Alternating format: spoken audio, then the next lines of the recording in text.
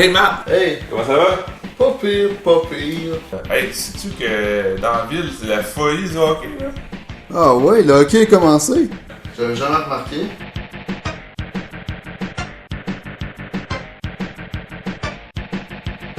Moi, j'ai mes billets pour la GMQ, ok? Puis pour le Canadien, j'ai même des billets là, que j'ai eu avec J'ai ma place, là, pour des premiers matchs anticipation pour les Nordiques. Ah mais, il faut que j'aille me changer immédiatement. Mais où tu vas? J'ai pas dit que j'allais bien pour toi.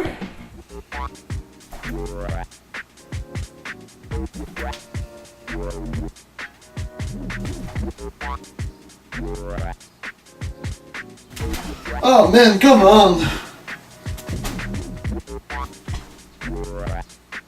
Oh man, ma garde-robe est vraiment nulle.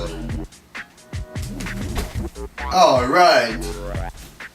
C'était le 13 du 13 de l'année 2013. Il surfait sur le net pour savoir ce qu'il le guette. Il ouvra un courriel d'origine maléfique qu'il l'envoya dans un monde sadique.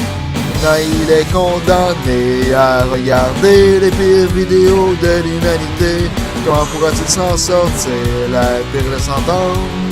Ces vidéos sur des manches.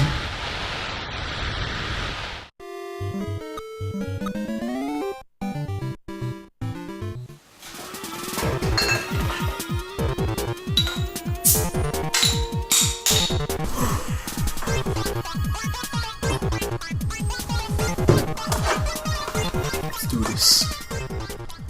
Blades of Steel. Blades of Steel.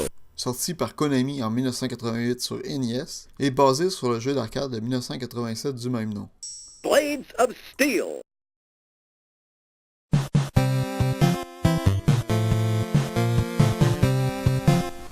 Oh yes, ça rappelle des souvenirs.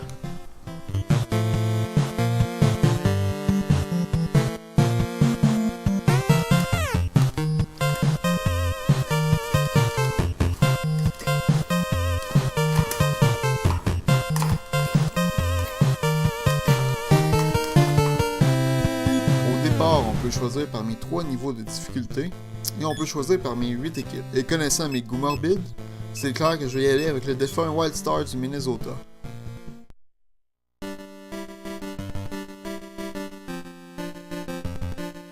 Le jeu commence et on se rend compte rapidement qu'on peut entendre des vraies voix dans le jeu. On peut même entendre un joueur crier. Et peu importe ce qu'il dit ici.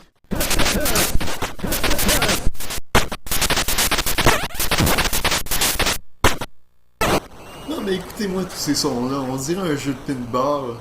Regardez, tu rentres dans le joueur pis c'est comme un bumper.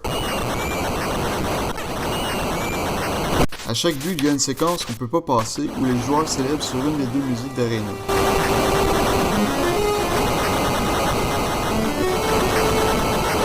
Pour tirer au but, il faut attendre que la flèche rouge soit à côté du gardien. Le joueur contrôle le gardien, mais si un joueur de l'équipe adverse fait un tir frappé du centre de la glace, il n'y a aucun temps pour réagir. J'aimerais ça voir le jeu être commenté dans la vraie vie.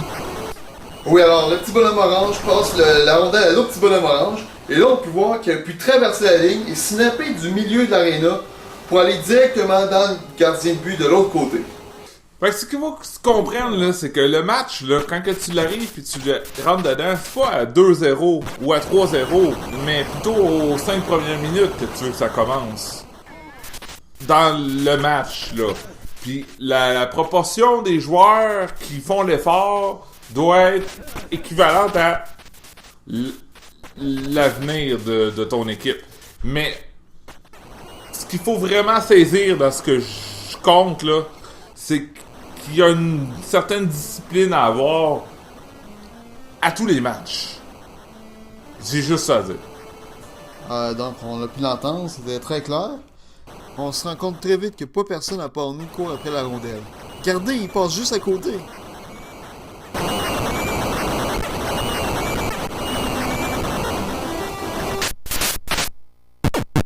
Oh yeah, finalement, la raison pourquoi on est tous venus ici. Une bagarre! Pour gagner, c'est simple. Tu fais juste mâcher B et en haut. Et tu gagnes automatiquement. Et puis, c'est celui qui perd qui a la pénalité. T'appuies sur n'importe quel bouton le plus rapidement possible, puis tu gagnes. Non, mais qu'est-ce qui s'est passé ici? À chaque fin de deuxième période, il y a toujours une belle petite animation, qui représente soit un ours qui joue au hockey,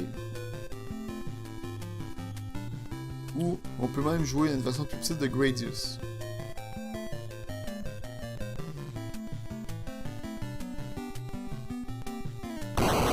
Et à la fin, le pointage est vraiment mal équilibré. On prend une photo et ça finit comme ça. Ice Hockey pour NES, qui est un peu plus child-friendly que Blades of Steel. Et connaissant mes goûts morbides, c'est clair que je vais choisir la Tchécoslovaquie. Dans ce jeu, on peut sélectionner nos joueurs. Des joueurs plus maigres qui vont plus vite, ou des joueurs plus obèses qui sont plus forts.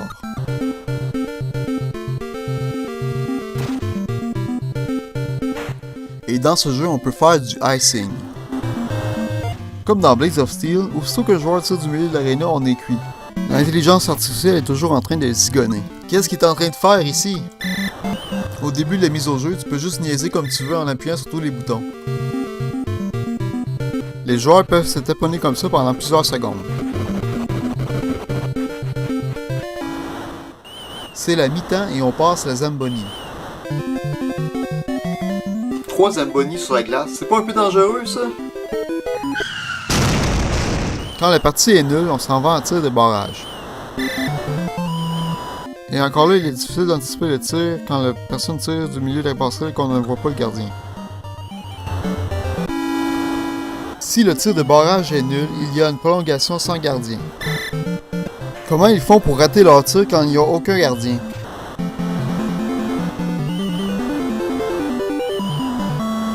Et ça se termine comme ça.